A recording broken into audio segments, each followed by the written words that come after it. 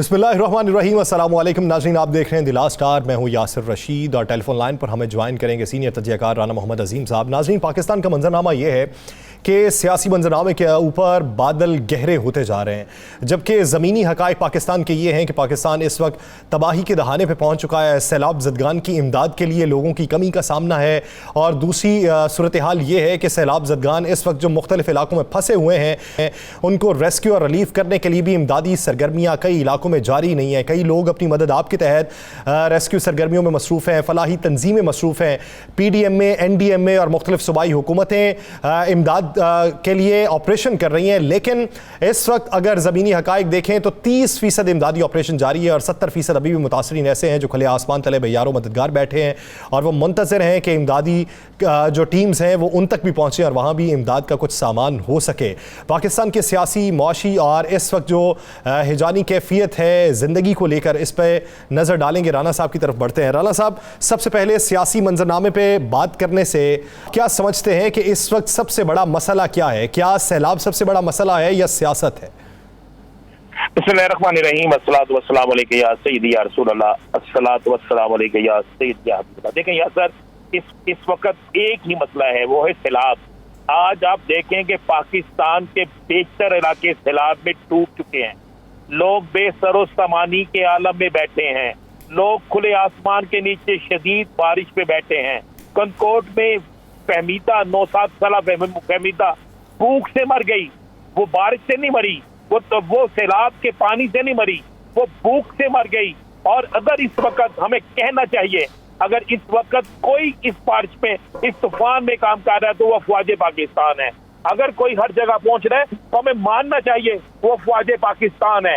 वो पाकिस्तान की फौज है जो बारिश नहीं देख रही, जो तूफान नहीं देख रही, जो सैलाब नहीं देख रही और हर जगह पहुंच रही है। और हमारे सियासतदानों की अक्सरियत जो है वो सिर्फ और सिर्फ सियासत कर रही है। कोई जाके याशी कर रहा है या सैर तफरीह कर रहा है कनाडा में, तो कोई जो है पाकिस्तान के अंदर बैठकर सियासी खेल खेल रहा है। क्या हो रहा है? क्या अगर ये हमें सोचना चाहिए, पाकिस्तान होगा, पाकिस्तानी अवाम होगी तो सियासत होगी, अगर पाकिस्तानी अवाम नहीं तो सियासत भी नहीं है। आज इमरान खान साहब गए हैं, उन्होंने कल भी जलसे में कॉल दी कि मैं समझता हूँ कि अपोजिशन की तरफ से एक बहुत बड़ा मैसेज था हुकूमत को कि हम इस मुश्किल की घड़ी में खड़े हैं, अवाम के साथ खड़े हैं। लेकिन आज मुझे शर्मिंदगी हुई उस वक्त। ये भी देखें कि हमारे मुल्क के वजीर आजम, हमारे मुल्क के वजीर खारजा, वो फुटेज आप देखें कि लोग पानी से निकल के आ रहे हैं, आप हेलीकॉप्टर से सामान नीचे फेंक रहे हैं, कीचड़ में लोग बेचारे पानी से निकल के भागते हुए ले रहे हैं। क्या हम किसी हुक्मरान भीख दे रहे हैं? क्या आप किसी को भीख दे रहे हैं?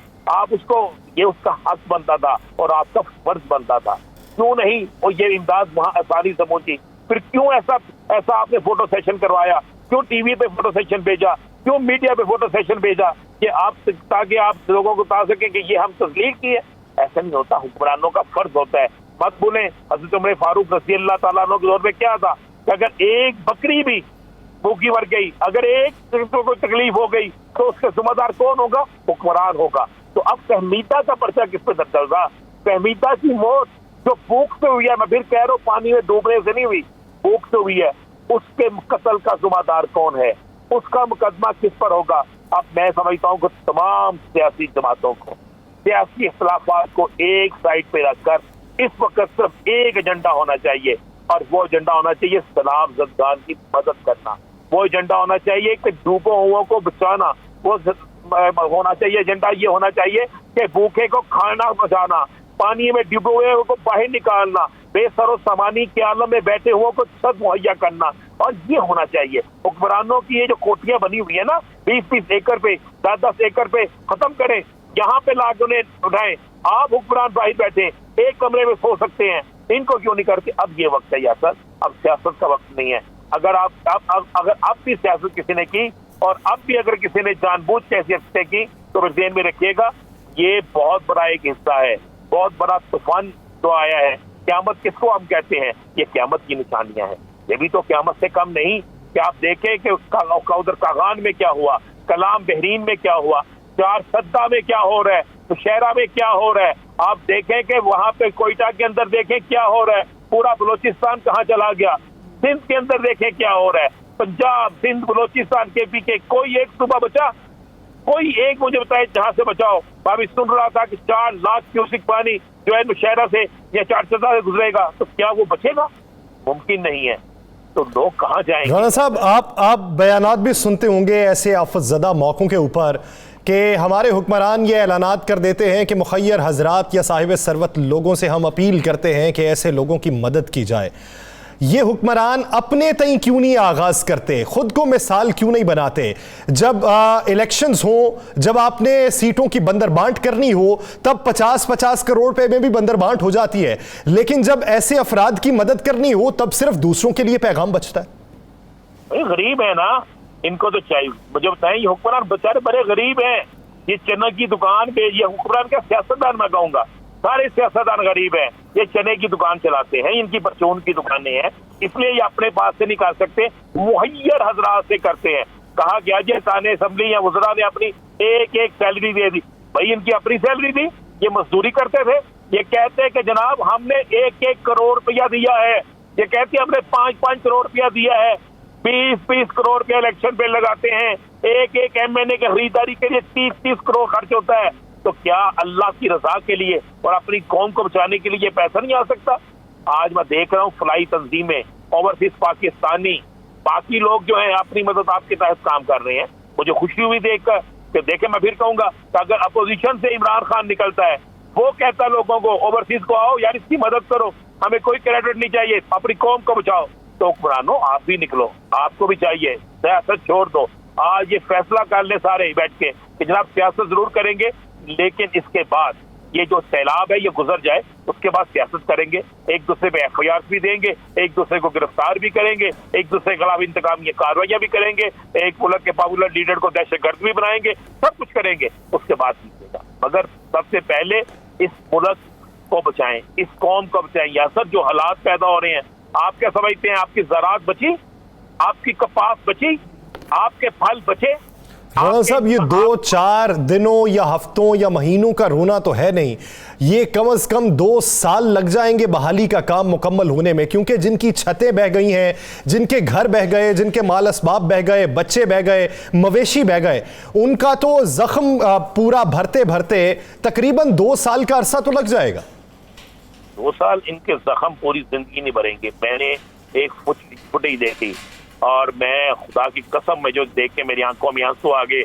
एक शख्स है, वो बारिश में बैठा हुआ है, उसके साथ उसकी फैमिली बैठी हुई है और वो ज़ारो कतार रो रहा है, ज़ारो कतार रो रहा है। मुझे अफसोस हुआ कि ये क्या हो रहा है। वो रो रहा है, क्या उसका वो घर 2 साल में बन सकेगा? क्या उसका हुआ नुकसान 2 साल में कोई पूरा कर सकेगा? क्या उसकी रह जाने वाली 2 बेटियां जो है उसको कोई ला के दे सकेगा? नहीं ला के दे सकेगा। मुझे आज एक रिपोर्टर का फोन आया, एक निजी टीवी चैनल का रिपोर्टर है, उसने कहा जनाब मैं रुझान से तल्लक रखता हूँ, राणा साहब मैं बड़ा लैंडलॉर्ड था यहाँ पे, अब मेरे घर वाले जो हैं वो तो मैंने रही यार हाँ बेच दिए, हमारे पास खाने के लिए कुछ नहीं, मैं कतार में लगकर एक बिरयानी या एक नान के लिए कतारों में नहीं लग सकता, मैं सुबह से लेकर शाम तक खड़ा नहीं हो सकता, हम सफेद पोश हैं, मैं मर तो सकता हूँ, इस तरह मांग नहीं सकता। मुझे एक सिंपल सी बात बताएं, जब आप ये सारा कुछ देख रहे हो, ये हालात है लोगों के, ये उसके हैं जो साहिब हैसियत था, बाकी लोगों का क्या हाल होगा? आप मुझे बताएं कि क्या सुबह से लेकर शाम तक एक एक चावल के पैकेट के लिए आप खड़ा करते हैं लोगों को? ये कहाँ का असूल है? ये कहाँ की चीजें हैं? हमें तो पाकिस्तान राणा साहब, अखलाकी तौर पे वो आदात व अतवार क्या होने चाहिए, वो असलूब क्या होना चाहिए? क्योंकि बहुत से लोग जो थे वो खुद साहिब सरवत थे, उनकी अपनी ज़मीनें थी, माल मवेशी थे, लेकिन अब वो सब कुछ हाथ से गवा बैठे हैं। तो उन तक इमदाद पहुंचाने का और इमदाद पहुंचाने के बाद ये यकीन दहानी करवाने का कि आप तक मजीद इमदाद भी पहुंचेगी, उसका तरीका क्या होना चाहिए? उसका तरीका होना चाहिए बिल्कुल ईमानदारी से, और सबसे पहले ये देखना चाहिए कि किसका कितना नुकसान हुआ, उसका कितना नुकसान हम भर सकते हैं। लेकिन यहाँ पे क्या होगा, शिक्षा की तरह यही होगा कि जनाब इमदाद आएगी, पैसा आएगा, अपनों में बटेगा, और जो बेचारा जिसका जो जानने वाला होगा उसको कुछ मिल जाएगा, जिसका कोई जानने वाला नहीं होगा वो बेचारा रोता रह जाएगा। ये होगा। मुझे बताएं कितने वज़रा ऐसे हैं, कितने अरकान असम्बली ऐसे हैं, कितने फिगर होल्डर ऐसे हैं जिन्होंने अपने घरों के दरवाजे खोल दिए हैं, जिन्होंने अपने घरों के दरवाजे, अपने डेरों के दरवाजे खोल दिए हैं कि आओ सलाब जदगान यहाँ पे आके रहें, जिन्होंने वहां पर लंगर का इंतजाम कर दिया जिस तरह 3-3 माह वो इलेक्शन में करते थे। कितने हैं? मुझे पूरे पाकिस्तान में 2, 3, 4, 5, 6, 7 कोई बता दे नहीं। राणा साहब, ये जो सैलाब है ये जनूबी पंजाब, बलूचिस्तान या सिंध में आया है या कनाडा में आया हुआ? नहीं, ये तो मुझे लगता है कि ये कनाडा में आया है, क्योंकि हम वहां पहुंचे हैं और कनाडा में पहुंच के वो एक झील जो है उसका मजा ले रही है। पूरा डेलीगेशन गया हुआ है ना? खाली डेलीगेशन की बात कर रहे हो? जाना बनता था, फौरी वापस आना बनता था, उसके पैसे बचाते, बल्कि वहां से लोगों को कहते कि यार इमदाद दो और यहाँ पे आके खर्च करते। मैंने कहा यही इम्तिहान होता है सियासतदानों का कि कौन सा सियासतदान इस वक्त में क्या रोल अदा करेगा, किस तरीके से अपनी कौम को संभालेगा, किस तरीके से साबित करेगा कि मैं इस कौम के साथ मुखलस हूँ। ये वक्त है और मैं समझता हूँ कि अब कौम को भी फैसला करना होगा। अब कौम को जिंदाबाद मुर्दाबाद से बाहर निकलना होगा। अब देखना होगा जो इस शराब के मौके पर जो सियासतदान भी किसी भी सियासी जमात से तल्लुक रखता हो, वो अगर आवाम की खिदमत करता है, वो इनके लोगों के काम आता है, वो अपने इस पानी में उनके पास जाता है, वो जाके इनकी इमदाद करता है, वो अपनी जेब को खर्च करता है, अपना पेट काटता है, अपने घर पे इसके लिए वक्फ करता है, खुदा की कसम उसको सलूट करना चाहिए, उसको वोट देना चाहिए। और जो शख्स सिर्फ आके फोटो सेशन करता है और सिर्फ तकरीरें करता है, तो फिर उसका पूरी कौम को, मीडिया को, सबको बाइकआउट करना चाहिए। बहुत प्रोग्राम हम करते हैं यहाँ सर, रोजाना करते हैं। मैं सबसे पहले तो 92 की मैनेजमेंट को, 92 के ओनर्स को मैं सलूट करूंगा कि वह चैनल है जिसने सुबह से लेकर शाम तक आवाज बनाए सलाब जदगान का। हमारे रिपोर्टर्स, हमारे एंकर्स किस तरह उस पानी में जा रहे हैं, किस तरीके से वहां पे मदीना फाउंडेशन सपोर्ट कर रही है, किस तरह लोग सपोर्ट कर रहे हैं। ये जज्बा क्यों नहीं मुल्क में आता? ये जज्बा सियासतदानों में क्यों नहीं आता? ये जज्बा उन लोगों में क्यों नहीं आता जो लोग इस पाकिस्तान के अंदर सियासत करते हैं? ये अभी कुछ मैंने मनाजिर देखे। हमारे साथी एंकर पर्सन असदुल्ला खां इस वक्त बलूचिस्तान में मौजूद हैं, वो धादड़ की जरूरत जा रहे हैं। उन्होंने कुछ मनाजिर भेजे थे, वो मैं देख के खौफजदा हो चुका हूँ। वहाँ पे ये नहीं पता चल रहा कि ये सड़क है या सैलाबी रैला है। उनका ये कहना था कि हम सड़क पे चल रहे हैं और इसके बराबर में सैलाबी रैला है, लेकिन इसकी निशानदही नहीं हो सकती क्योंकि पानी जो है वो 2-2 फीट सड़क के ऊपर भी आ चुका है। तो हमें मोहतात रह के चलने की जरूरत है कि हो सकता है कि टायर जो है वो सैलाबी रैले में चला जाए। या सर बिल्कुल आप दुरुस्त कह रहे हैं। मैं आपको एक फुटेज भेजता हूँ, इतनी दर्दनाक फुटेज है कि एक घर के 11, एक खान फैमिली में 11 लोग थे, 2 बच्चे हैं, 9 के 9 लोग शराबी रेले में बह गए हैं। मैंने उस औरत को रोते हुए देखा। पता वो क्या कह रही थी कि या अल्लाह मैं क्यों बची, मैं किसके लिए बची, मेरे बच्चे कहाँ गए, मेरा खावत कहाँ गया, एक बेटी और एक माँ ये बचे हैं, खावंद, बेटे, बेटियां उस पानी में बह गए हैं। वो बेचारे रो रही है, चीख रही है, चिल्ला रही है कि मैं क्यों बच गई हूँ। यानी उसका जवाब कौन देगा? क्या किसको नहीं पता था सैलाब आ रहा है, किसको नहीं पता था वेदर ये है, किसको नहीं पता था मौसम ये है। मैं उसकी खुदा की कसम चीखो पुकार सुन के टीवी पे दिखा नहीं सकते कि ऐसे मनाजर है कि मुझे रोना आ गया था। ये क्या हो रहा है और हम कौन सा खेल खेल रहे हैं? सुबह से लेकर शाम तक सियासत हो रही है। आप कौम को इससे बाहर निकालना होगा। आप इस वक्त सारी कौम को, सारी सियासतदानों को एक पेज पर होकर सिर्फ सैलाब जदगान के लिए निकलना होगा। अपनी अना छोड़नी होगी, अपना इंतकाम छोड़ना होगा, अपनी जिद को छोड़ना होगा और सैलाब जदगान की मदद करनी होगी। अगर ऐसा ना किया तो कुछ नहीं बचेगा। राणा साहब, आप क्या समझते हैं? आप ये देखिए कि इदारा शुमारियात की रिपोर्ट के मुताबिक मुल्क में मजमूई तौर पर महंगाई की शरह 44% तक पहुंच चुकी है। अगर यहाँ पे पूछें लोगों से कि ये महंगाई इतनी क्यों हो गई, आम सब्जी फरोश से पूछें, आम अशियाए खुरनोश बेचने वाले से पूछें, तो वो ये कहता है कि सैलाब के बायस ट्रांसपोर्ट में मुश्किलात का सामना था, जिसकी वजह से अजनास जो है वो पहुँच नहीं सके, या अजनास की किल्लत का सामना है जिसकी वजह से महंगाई इतनी है। अब जितने बड़े पैमाने पर तबाही हो गई है, आप क्या समझते हैं कि आने वाले दिनों में मुश्किल टास्क क्या होंगे? देखिए, आने वाले दिनों में मुझे लग रहा है कि 140 पे जाएगी महंगाई। आने वाले दिनों में आपको सब्जी नहीं मिलेगी, आपको दालें नहीं मिलेगी, आपको गंदम नहीं मिलेगी, आपको चावल नहीं मिलेंगे। आपका ये आलम हो जाएगा कि नायाब हो जाएंगे ये चीजें जो है, पेट्रोल से, डॉलर से महंगी हो जाएंगी, इसलिए कि है ही नहीं, सब कुछ तबाह हो गया। जो बचा वो ना होने के बराबर है। आपके पास देखिए आपकी कौम कितनी है, उसमें किस तरह तकसीम करेंगे, किस तरह बांटेंगे?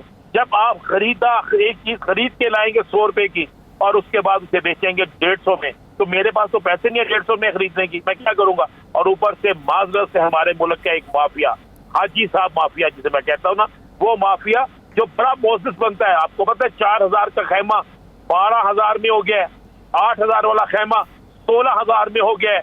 मुल्क में तूफान आया, मुल्क के बुरे हालात हुए और हमारे लोगों ने कहा आए बिल्कुल लूटते हैं, पैसे खाते हैं, इसको कमाई का जरिया बनाते हैं।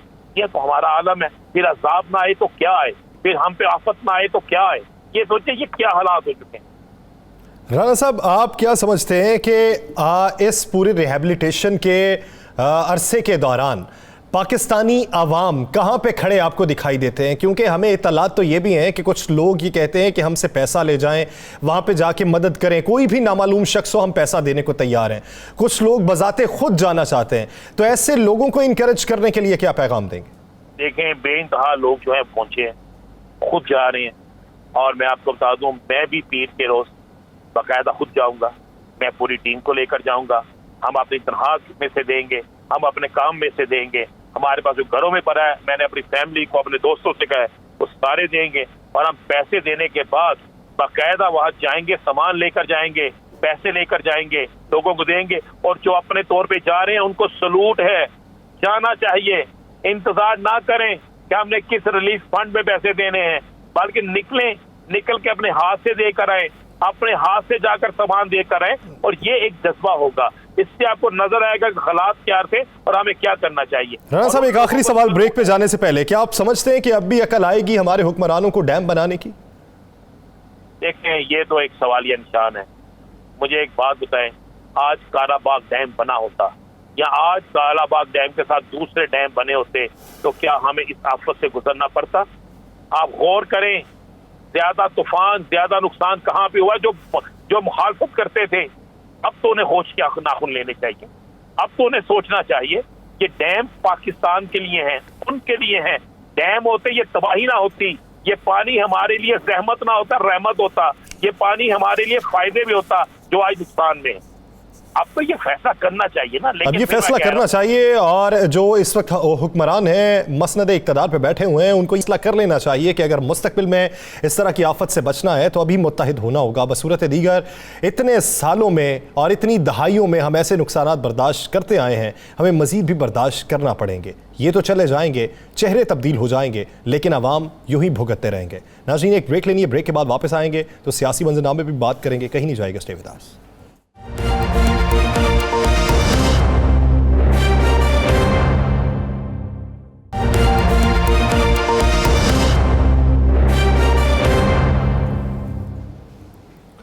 ब्रेक के बाद खुशामदीद। नाज़रीन, पंजाब के सियासी मंजरनामे पर भी बात करेंगे, लेकिन पंजाब का इस वक्त जो जनूबी पंजाब मुतासिर है, उसकी रिहैबिलिटेशन के लिए हुकूमत पंजाब क्या इकदाम कर रही है? रेस्क्यू और रिलीफ ऑपरेशन किस हद तक मुकम्मल हो चुके हैं और ये कितने बड़े पैमाने पर रिलीफ ऑपरेशन चल रहे हैं?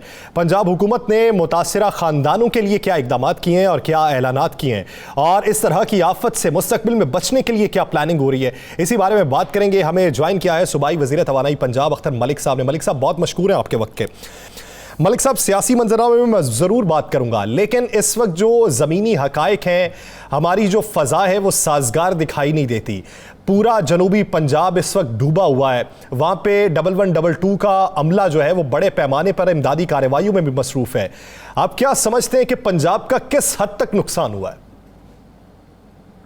देखें जी, 4 अपना अजला मेन इफेक्ट हुए हैं, आपके मियाँ वाली, दैया और डीजी खां, राजनपुर, ये जो जनूबी पंजाब के। तो इसमें मैं समझता हूँ कि बहुत सारा जानी नुकसान तो अल्लाह ताला की मेहरबानी से बहुत कम हुआ है, लेकिन हुआ है। और दूसरा माली नुकसान काफ़ी ज़्यादा हो गया, लोगों की फसलें तबाह हो गई, लोगों के कई बस्तियाँ सफ़ा हस्ती से मिट गई हैं, लोग दर बदर हो गए हैं। तो प्रॉब्लम तो बहुत ज़्यादा ये एकदम आ गए, फिर अपना कौम को फेस करने पड़ रहे हैं।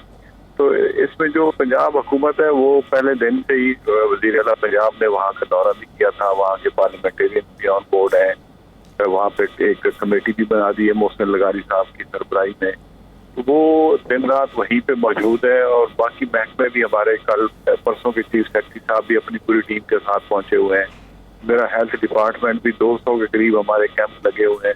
वहाँ लोगों को जो मेडिसिन की जरूरत थी तो हम वो मेडिसिन भी पहुंचा रहे हैं और हमारी डॉक्टरों की पूरी टीमें वहाँ पर मौजूद है। जो ह्यूमनली पॉसिबल है वो हमारी पंजाब हुकूमत वो उनको पहुंचा रही है। अब एक जो टैंक्स का इशू था वो जो हमारी कैपेसिटी थी, जो हमारी provincial disaster management authority SMBR भी उसकी वो सरबराही कर रहे हैं और वो भी पहुंचे हुए थे।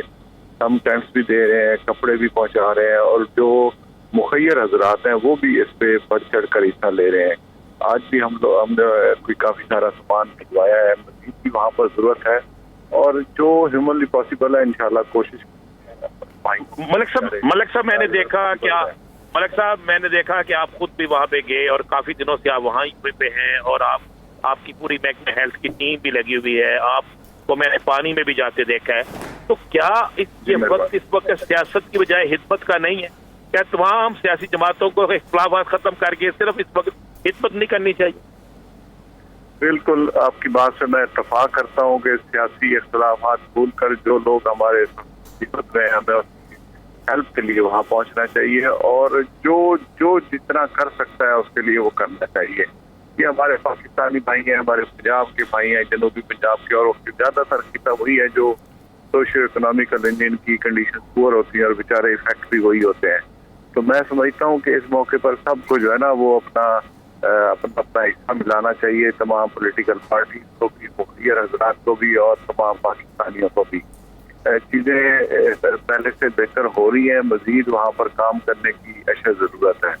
तो मैं आपके दोस्तों से गुजारिश भी करूँगा कि प्रोजेक्ट हिस्सा लें और इन कामों को बेहतर से बेहतर हम अंजाम दे सकें और मुसीबत ज़दा लोगों को हम मुश्किल से निकाल। मलिक साहब, कुदरती आफत जो होती है उसका सामना बहुत से लोगों को करना पड़ जाता है, उसके लिए कोई वक्त मुतय्यन नहीं होता, लेकिन हम माजी को देखते हुए मुस्तकबिल की हिकमत अमली ज़रूर तरतीब दे सकते हैं कि माजी की गलतियां जो हैं वो मुस्तकबिल में हमारे सामने ना आन खड़ी हों।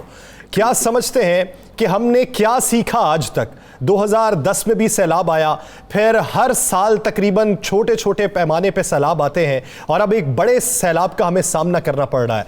वो इक़दामात कौन से हैं कि जिसमें मुस्तकबिल में हम इन सैलाब ज़दा इलाकों के मनाजिर दोबारा ना देख सकें? देखिए, मैं समझता हूँ कि ये लैक ऑफ प्लानिंग है। हर साल इस तरह 2-4 साल बाद एक बड़ा सैलाब आता है और लोग बेचारे दरबदर होते हैं, फिर भूल जाते हैं, फिर एक नई मुसीबत कुछ सालों बाद नाजिल हो जाती है। तो इसके लिए तो जो हमारी PTI की हुकूमत थी, हमने आपके इल्म में होगा कि हमने बहुत सारे डैम्स हमने ऑन प्रोसेस है, कोई 2025 में मुकम्मल होना है, 2027 में पहली दफ़ा 60 की दहाई के बाद पहली दफ़ा इस हुकूमत ने डैम्स पर पैसा लगाना शुरू किया था और वहाँ पे ऑन ग्राउंड काम भी जारी है। हमारे हिल टॉलरेंस के काफ़ी सारे मंसूबे इन प्रोसेस थे, वो भी चल रहे हैं और बाकी भी इस तरह की जो लॉन्ग टर्म प्लानिंग है वो सबको ज़रूरत है और करनी भी चाहिए। और मैं समझता हूँ कि being part of this system, मैं समझता हूँ कि हमारी कमजोरियाँ हैं, इन कमजोरियों को हमें ओवरकम करना चाहिए और इसका मुस्तकिल हल निकालना चाहिए ताकि इस तरह के जो माली नुकसान होते हैं, जानी नुकसान होते हैं और मुल्क की इकोनॉमी के तबाही की तरफ जाती है, सारी फसलें खत्म हो गई, जानवर खत्म हो गए। तो ये चीज़ें जो है ना ये बड़ा तकलीफ दे बात होती है जब सैलाब गुजर जाते हैं, कई साल फिर उसको संभलते हुए लगते हैं, फिर एक चीज़ आती है फिर वो तबाह बर्बादी की तरफ ले जाती है। और मैं हमारी जो हुकूमत थी, जो अभी PTI की जो हमारी फेडरल हुकूमत थी, आपने देखा होगा उसमें डैम्स पर बहुत पैसा लगाया गया और चल रहा है। तो मेरी अभी भी गुजारिश होगी फेडरल हुकूमत से कि डैम के प्रोसेस को ना रोका जाए, वो चलने देना चाहिए। और पंजाब हुकूमत भी अपने जो हमारे हिल टॉलरेंस के प्रोजेक्ट थे वो भी इन प्रोसेस से हमने उनको शुरू किया हुआ था, उनको भी हमें जल्द से जल्द मुकम्मल करना चाहिए ताकि आइंदा मुस्तकिल लाएअमल बनाते हुए जान। मलिक साहब, ये तो हो गया। मलिक साहब, आइंदा आप भी कह रहे हैं सारी सियासी इख्तिलाफात खत्म करके सिर्फ इस वक्त इसी पे तवज्जो देनी चाहिए, लेकिन क्या आपको नजर आता है कि हुकूमत जो है, वफाकी हुकूमत इस मामले पे मुखलस है या इस मामले पर तैयार है? मैं समझता हूँ कि सियासत नहीं करनी चाहिए। स्पीकर साहब डेलीगेशन के साथ वहाँ पहुंचे हुए थे, वजीर आजम कतर पहुंचे हुए थे, वजीर खारजा कहाँ जा रहे थे, और सिंध उनका डूबा पड़ा है, जो पीपल्स पार्टी एक बड़ी स्टेक होल्डर है वफाकी हुकूमत की। तो इन चीज़ों को तो इनको खुद मॉनिटर करना चाहिए कि इस वक्त किसी को बाहर जाने की जरूरत नहीं है। यहाँ बैठे अपने उन भाइयों के पास जो तकलीफ है उनकी तकलीफें दूर करनी चाहिए। वफाकी हुकूमत की आप सिंसियरनेस का अंदाजा तो इससे लगा लें कि उनकी आधी हुकूमत मुल्क से बाहर बैठी है। मलिक साहब, आने वाले दिनों के अंदर क्या पंजाब हुकूमत तमाम तर तवज्जो सैलाब मुतासरीन के ऊपर देगी या फिर मुकदमात के ऊपर भी साथ साथ तवज्जो दी जाती रहेगी? देखिए, हर इदारे का अपना अपना एक डोमेन है। जो इदारे कानूनी मामला देख रहे हैं वो कानूनी मामला देखेंगे। जो हमारे इदारे इन जैसे हमारा हेल्थ है, फूड है, हमारा ये PDM है, हमारे बाकी एडमिनिस्ट्रेशन है, जो यहाँ पे कर रहे हैं काम वो यहाँ पे कर रहे हैं। हर किसी ने अपना काम करना है। कोई जरूरत पड़ती है तो एक दूसरे डिपार्टमेंट से बंदे मंगवा लिए जाते हैं। काफी सारे सेक्रेटरीज की वहाँ पर ड्यूटी लगाई गई है। तो मैं समझता हूँ कि अगर हर बंदा अपना काम करे तो कोई काम इफेक्ट नहीं होता। हर चीज को अपने अपने उसके मुताबिक चलना चाहिए और चलेगा इंशाल्लाह पंजाब हुकूमत की तरफ से। अच्छा मलिक साहब, एक सवाल का जवाब दीजिएगा, सियासी सवाल है कि अगर इमरान खान साहब की गिरफ्तारी या इमरान खान साहब को नाअहल करने की कोशिश की जाती है तो फिर उस सूरत में आप मुझे ये बता दें कि पंजाब गवर्नमेंट क्या करेगी, किस तरफ जाएगी, पंजाब गवर्नमेंट का रिएक्शन क्या होगा? देखें, ये पंजाब का नहीं मसला, ये पूरे पाकिस्तान का मसला है। आप देखें कराची में जहाँ पर उनकी हुकूमत है तो वहाँ पे भी एक सीट इन्होंने निकाली है, उसके 30,000 एक तरफ वोट थे और 11,000 दूसरी तरफ वोट थे। तो ये लोगों ने तो फैसला दे दिया है। जो इमरान खान के साथ जो पाकिस्तानी कौम खड़ी है, तो ये बहुत बड़ी भूल होगी अगर इमरान खान को गिरफ्तार करता है। ये इमरान खान अंदर होंगे और अपना पूरा पाकिस्तान फिर बाहर होगा। ये बहुत बड़ी भूल करेंगे। सियासी प्रोसेस को सियासी तरीके से हल करना चाहिए। अगर उनको सियासी मामलात हैं तो सियासत के मैदान में आकर मुकाबला करना चाहिए। इन ओछे हथकंडों से बाज आना चाहिए। इन ओछे हथकंडों से बाज आना चाहिए। सियासी मामलात को सियासी तरीके से ही हल करने की ज़रूरत है। बसूरत दीगर अवाम का जो रद्द अमल है वो बहुत खतरनाक होगा। बहुत शुक्रिया अख्तर मलिक साहब इस हवाले से अपना वक्त देने के लिए। नाज़िर इश्यूज़ पे बात करेंगे एक शॉर्ट ब्रेक के बाद, कहीं नहीं जाएगा, स्टे विद अस।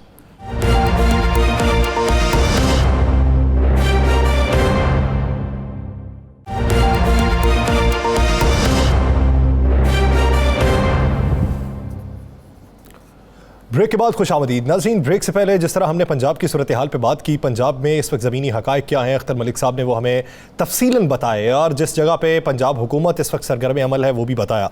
सिंध की सूरत हाल का भी कुछ जायज़ा लेंगे, सियासी तौर पर भी बात करेंगे। सूबाई वज़ीर सिंध तैमूर तालपुर साहब ने हमें ज्वाइन किया है। तैमूर साहब बहुत मशकूर हैं आपके वक्त के। तैमूर साहब, सबसे पहले बात कर लेते हैं सैलाब से मुतासरा इलाकों के हवाले से। सिंध हुकूमत अभी तक क्या असेसमेंट कर सकी है कि सिंध का कितना हिस्सा इस वक्त सैलाब से मुतासर है और रिहेबिलिटेशन में कितना वक्त लग जाएगा?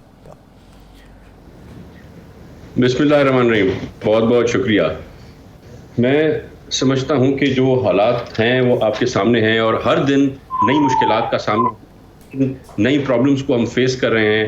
आज के एक दिन में हमने 750 नए सेंटर्स खोले हैं जहां पर हम लोगों को रख रहे हैं और अब जाके मेरे ख्याल से हमारे जो सरकारी सेंटर्स हैं उनका 1700 से क्रॉस हो गया है। और अगर मैं आपको लोगों की तादाद बताऊं तो आज के दिन में 84,000 more people have just come into our camp, यानी कि अब 5.25 लाख बंदा हमारे यहाँ हमारे रिलीफ कैंप्स में है जिनको सिंध हुकूमत केटर कर रही है। उनके 2 वक्त का खाना, साफ़ पीने का पानी मुयसर कर रहे हैं और उसके साथ साथ उनको जो हेल्प चाहिए, क्योंकि बहुत से ऐसी अमवाज हैं जो बढ़ती हैं, सैलाब में प्रॉब्लम्स होती हैं, तो उसके लिए भी डॉक्टर्स इलाज कर रहे हैं। रोज़ सुबह को हर सेंटर का राउंड होता है, एक एक पेशेंट को देखते हैं, जिस चीज़ को ज़रूरत होती है दवाइयाँ देते हैं और ज़रूरत हो तो दूसरी बार भी वो आते हैं उनको देखने। हमारे रोड्स की भी हालत बहुत ख़राब है। 2000 किलोमीटर से ज़ायद रोड, 500 से ज़्यादा रोड ऐसे हैं जिसकी तादाद 2000 किलोमीटर से ज़्यादा होती है जो कि अभी टूट चुके हैं, ख़राब हैं, प्रॉब्लम्स हैं वहाँ पर।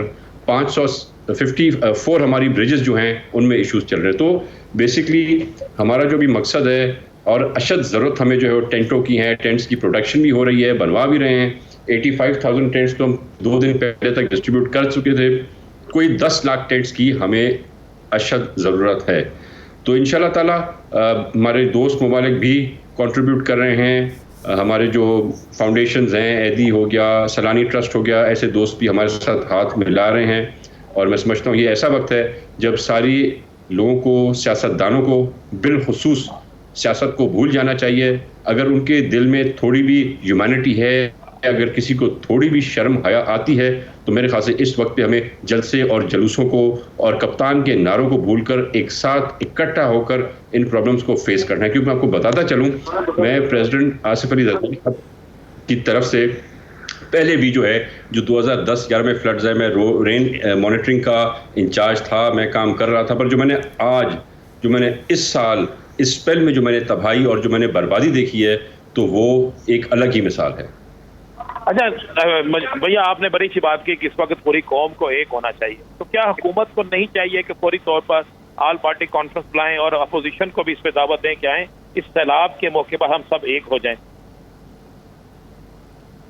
एक जमात जिसका नाम पाकिस्तान तहरीक इंसाफ है, इस एक जमात को छोड़कर सारे एक ही पेज पर हैं, सब इकट्ठा हैं, सब इस प्रॉब्लम को समझते हैं।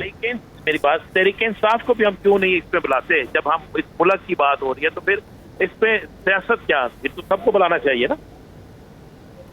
मैंने पहले भी ये दावतनामा दिया था, आज भी देता हूँ, आए सिंध हुकूमत के साथ बैठें, क्या मदद कर सकते हैं, कैसे कर सकते हैं करें। पर मसला ये है कि उनका तो प्रेफरेंस ही नहीं है ना। कल भी खान साहब का जलसा था, उससे पहले भी था, अभी फिर एक जलसे की तैयारी चल रही है। तो जिसको इंटरेस्ट ही ना हो लोगों में, उनके मसले मसाइल हल करने में, आप मुझे बता दें, पूरे सिंध में चेयरमैन बिलावल भुट्टो जरदारी साहब, चीफ मिनिस्टर सिंध, सारे गाँव डिस्ट्रिक्ट वाइज जाके कैंप्स में बैठ रहे हैं, विजिट कर रहे हैं। आपकी पूरी सिंध काबीना जो है, हम पर रेन ड्यूटीज लगी हुई हैं। हमारी ड्यूटी है कि हम उस डिस्ट्रिक्ट से बाहर ना मिले जो हमें असाइन हुआ है। हमारे एमपीएस एमएनएस आपको नजर आ रहे हैं। आप मुझे बता दें, आपको प्रेसिडेंट अलवी साहब कहीं नजर आए? आपको कोई एमएनए या एमपीए पीटीआई का कहीं नजर आया कोई फलाई बहबूद का काम करते, या कम से कम लोगों की और कुछ नहीं कर सकते तो आके उनकी हाल हवा लेने में आपने किसी को देखा? तो ये लोग सीरियस ही नहीं है, इनका एजेंडा कुछ और है, इनका एजेंडा बिल्कुल डिफरेंट है। उनको सिर्फ अभी यही करना कि कैसे पाकिस्तान के हालात खराब कर सकते हैं। ये तो आपके सामने है ना, इनके क्या प्रायोरिटीज आपके सामने साहब, इस पे राना साहब आपसे मजीद भी बात करेंगे, लेकिन मैं कुछ दो मनाजिर की बात करना चाह रहा हूँ। आपने बहुत अच्छी बात की कि इस वक्त सबको यकजा होना चाहिए, सबको सियासत भूल जानी चाहिए और अवाम की फलाह बहबूद के लिए काम करना चाहिए। पाकिस्तान पीपल्स पार्टी कर भी रही होगी, लेकिन दो मनाजिर आपके साथ शेयर करने हैं। एक तो राजा परवेज़ अशरफ साहब की एक तस्वीर है जो कनाडा की है, और दूसरी मुनव्वर तालपुर साहब की एक वीडियो गर्दिश कर रही है जिसमें वो सैलाब मुतासरीन को 50-50 रुपए तकसीम कर रहे हैं, और लोगों की इतनी भीड़ है कि लोग 50 रुपए के लिए लड़ रहे हैं। तो ये जो तशहीरी मुहिम किसी तरफ से आ जाती है, आप नहीं समझते कि इस पे वो जो फलाह बहबूद का काम है उस पर भी कदगन लगती है? मैं समझता हूँ कि अभी आप आवाम के अंदर जो भी उनको दे सके रिलीफ वो देना चाहिए। बिल्कुल मैं समझता हूँ ये 50 रुपए का नोट अगर 5000 का होता और अगर ये एक लिफाफे में बंद होता तो बहुत बेहतर था। पर जो उनकी हैसियत पहुंच उनके हिसाब से होगी, उनकी अपनी ज़मीनें भी पानी के अंदर हैं, उनको अपना भी बहुत बड़ा फाइनेंशियल, मीर मुनव्वर साहब को नुकसान हुआ है। तो तालपुर साहब को मैं एग्री करता हूं कि इस नोट के आगे 2 ज़ीरो लगा के और लिफाफे में डाल के देना चाहिए था। और मैं समझता हूँ अभी तक उनको हमारी अदी फरियाद से जो ना इस पर थोड़ी बहुत डांट पड़ चुकी होगी। सही। तो ये क्या राजा परवेज अशरफ साहब वापस आ रहे हैं अब फौरी तौर पर?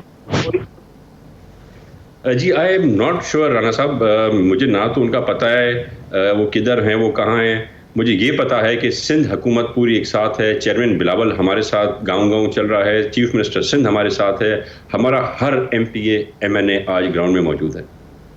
अच्छा तैमूर साहब, सैलाब से अल्लाह हमें जल्द बचाए, रिहैबिलिटेशन का जो अरसा है वो भी जल्द कंप्लीट हो जाए और तमाम लोगों के जो मुतासरीन हैं उनकी दादरसी भी हो जाए। सियासी तौर पे कुछ बात करना चाहता हूँ, क्या वजूहात हैं पाकिस्तान पीपल्स पार्टी, पाकिस्तान मुस्लिम लीग नून और तमाम इत्तेहादी जमातें मिलकर भी ये जो NA 245 का इलेक्शन हुआ है वो नहीं जीत सकी, और चेयरमैन PTI का उम्मीदवार वहाँ से जीत गया, और बाकी जो 3 उम्मीदवार थे उनके मजमूई तौर पर भी वोट जीतने वाले उम्मीदवार से कम थे? आपने क्या पाकिस्तान पीपल्स पार्टी का कोई कारकुन, कोई वर्कर, कोई लीडर कहीं पे उस इलेक्शन में देखा? नहीं। MQM को इस बात का सबसे बड़ा गिला है, उनका ये कहना था हमारे हक में आपने उम्मीदवार बिठाया लेकिन आप खुद मदद को ना आए। देखिए जी, हमने जो मदद हो सकती थी की, उनको यही मदद हमसे दरकार थी कि हमारा कैंडिडेट विड्रॉ करे, वो हमने किया। जो हमारी कमिटमेंट थी हमने उनसे पूरी की।